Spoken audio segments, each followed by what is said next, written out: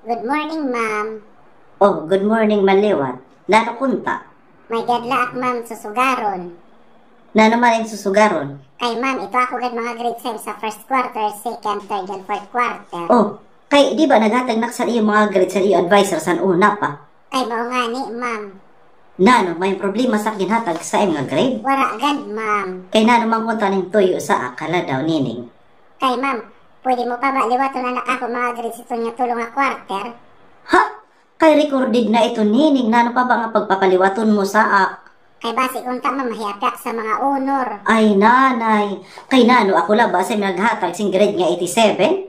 Diri gad, ma'am. Pwede kaka-istoryahon ko nala, ma'am, si Rayana, kati masain. Ay, sus, ginoo ko kakaistoryahon man yay, an, kay halala, tatagan yaw sin chance. Basta, kay kun masagbangan mo yan anak ako sin pangiana sin maupay, liliwatong ko ito nga mo grade, himuon ko 95. Ano, game ka na ba? Ay, sige gad, ma'am. Game na. Sige, adan ako pakiana. Ano ang gagawin mo para maging successful ka sa iyong buhay? Para maging successful ang isang tao sa buhay, ma'am, parang nag-imagine ka. Nakikita mo sa imagine mo, wow, ang taas mo na pala, ganon.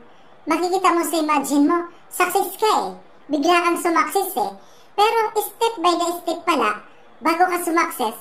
Pero yung na-imagine mo, ma'am, bigla kang sumakses eh. Successful ka, good yan, asa ning pag-istorbo sa